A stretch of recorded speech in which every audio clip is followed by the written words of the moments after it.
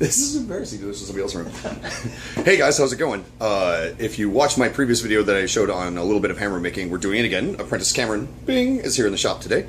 And we're going to do a little bit of striking. And this is a 4140 chromoly steel blank cut from the axle I mentioned in the other video that we're going to forge a cross peen hammer out of for him. I'm going to do most of the directing. He's going to do a lot of the striking. We'll probably switch back off a couple times. This one, we've actually drilled a pilot hole through, because if you drill through, you can be more assured of getting a straight line all the way through your tool, as opposed to having it dive off to one side or the other and having a crooked hole. We decided just for giggles, we'd give this a shot. I've never actually done it before, some of my friends have. And, you know, it gives us a better shot of having a nice straight hole all the way through the first time. So stick with us and you can actually watch us screw this up or maybe come out with a decent hammer.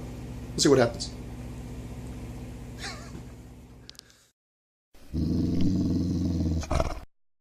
The first thing we're going to do, don't hit this really hard, give it a good tap. All we're going to really do at this point is we're going to set where our tool is going to be. Okay, go ahead and give it a whack. Very light one, pretty good. That was very good. Alright, I don't like where this is at. What I need to do is grab it. We're just going to set this up really quick. We're going to do the same thing on the other side. By that point, it's going to be too cold to punch. Right, give it a tap. Good. Okay, that looks pretty good. Let's mark the other side just so we know where we're at. 80 degrees, tap. Good. Yeah, I really should do it with some hammer tongs. Okay, give it a tap. Okay, that's pretty good. Alright, we've got a little bit of heat left on here, so what I'm going to do is I'm going to grab those tongs. Do you see them? Point. Alright.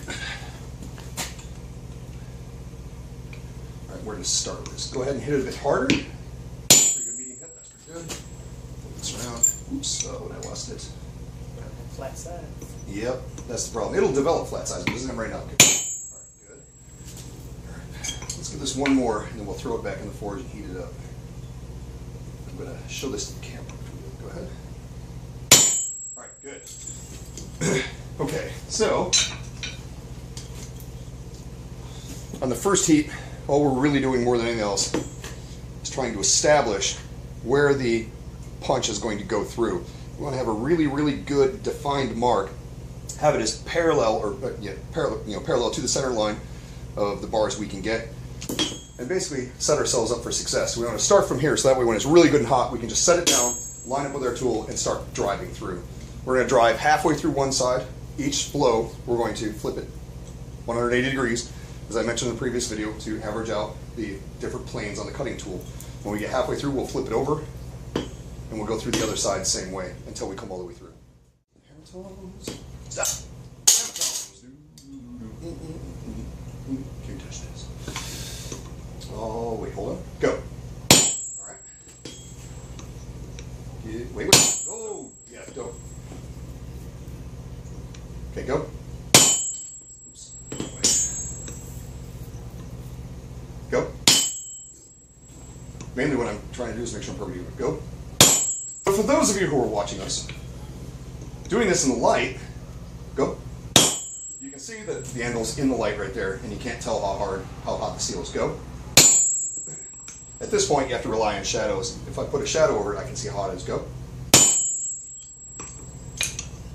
You also have to go by the feel of the tool. You can feel it when it starts cooling off and getting harder. Why can't I grab a hold of this? Because I'm doing too many things with my hands at once. Hold on. Don't hit it. Don't hit it. Don't hit it. Don't hit it. Don't hit it. Don't hit it. Don't hit it. Go. Now that I've got a hold of this, go.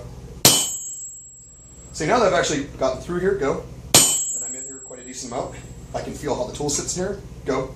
It's quicker and easier for me to set it up, and we can punch faster. Go. So the first heat, sometimes the first two heats, goes a little slower than you expect. And you can see once we get down here in the shadow, it's still fairly warm, but we're losing a lot of heat, so we're going to go back to the forge. Whenever you're in a direct sunbeam, it's kind of hard to deal with. You really have to rely on more than just looking at the color. So now that we've cooled off a little bit, we'll go back in and keep going. So something to explain really fast. The hole is offset to one side. Cameron is going to forge this into a cross peen. So as we forge this down in a cross peen, this is going to grow and lengthen out quite a bit.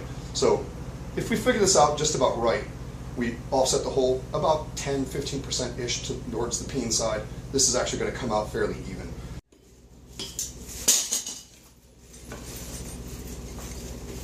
Alrighty, go. Let's grab these wires. Go. Wait, go.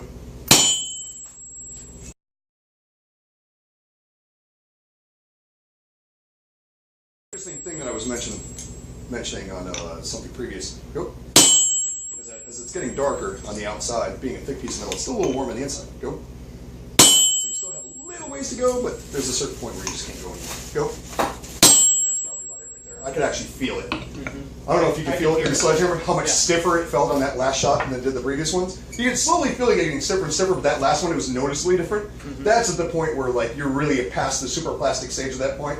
You can still punch through, you can still deform the metal, but you're going to put 15 times more work into it, and you're much more danger breaking your tools. At that point, you're better off just stopping and throwing back in the forge. With mild steel, you could keep going more before you got to that stage, but with something that's got to be somewhat of carbon in it, like this does, a hardened metal with carbon, at that point, it's really just time to stop. And we're about halfway through at this point, so we can flip over and start on the other side next heat. After we put a sandwich interface. All right, we're going to work on this side now.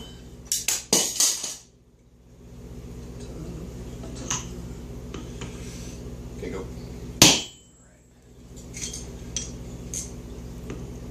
Go.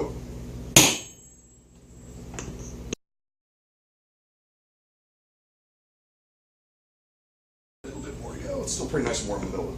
Go. Call some more back up. You want some Patron stuff? Yes, please. All right, we'll throw this back in. We pass that Sonic every day that she goes to work. Oh, yeah, well. Pass your mom every day. Oh, shit, son. Oh, that was Hit funny. it. All right. Not really. Go.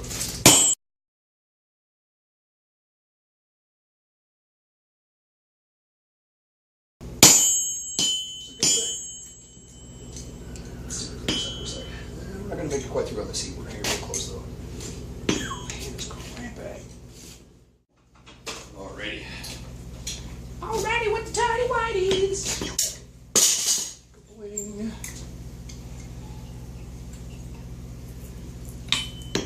Go.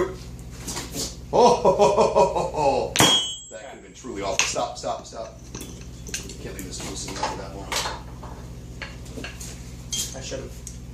Remember, keep your eye on the ball. Ready? Go. Oh, mother. Oh, mother. Oh, mother.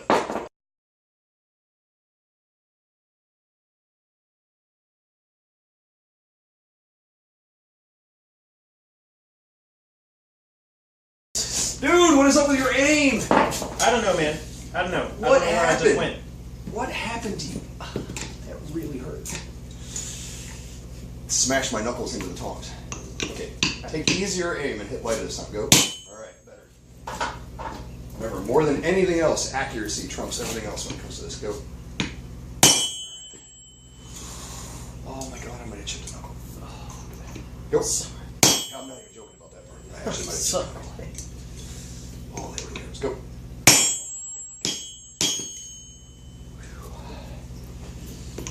Go. It's not an invitation, we're there. Go. Don't even fucking jinx it, man. Right? It's the only thing I'm really worried about. I've been hitting the head enough. Just don't smash me in the head. Wait, wait, wait. Go. Go. Aiming anything, whether it's a gun or a hammer, is in the eyes. Keep your eyes where you want your hammer to fall. Go. If you're looking at my hammer handle, you're going to hit my hammer handle. If you're looking at the anvil, you're going to hit the anvil.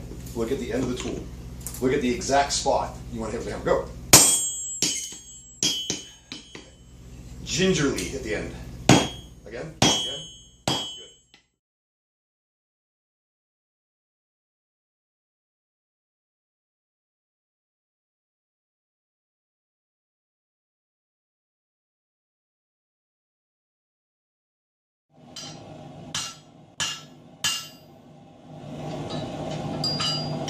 What am I doing? Can't do that. Nope. Set it up on the face. There you go. Yep, just like that.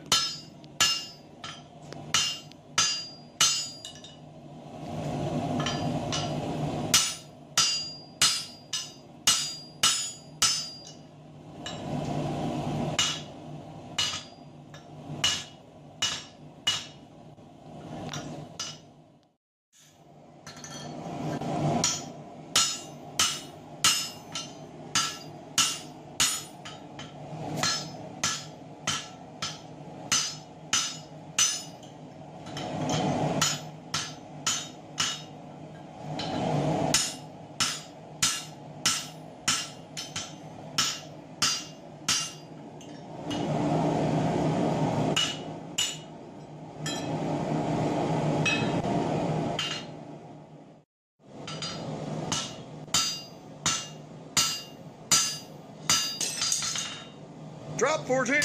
Woo!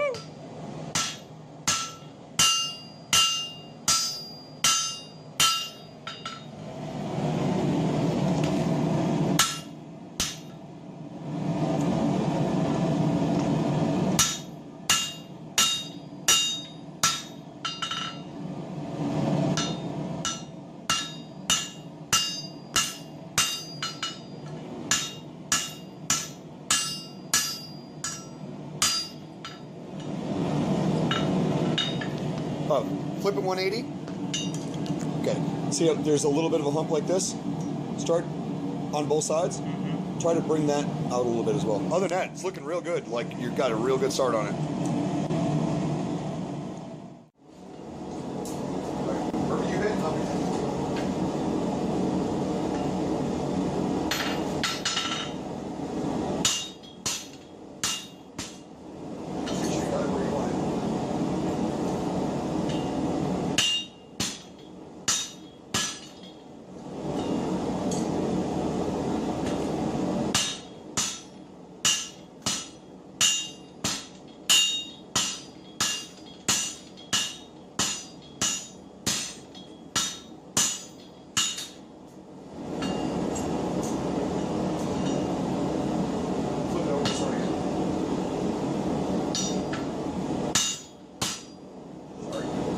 Check your sides. That's what I was about to do.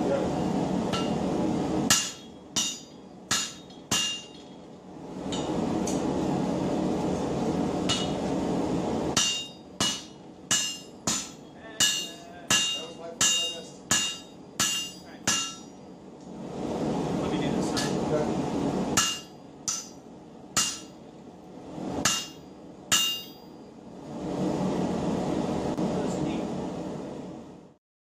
So this is as far as we managed to get for yesterday evening, and in another video we'll finish it up so we can show the rest of the process, but he's well on his way to having a nice cross peen hammer made. So there's that. I hope you guys enjoyed it, and thanks for watching. Have a great day.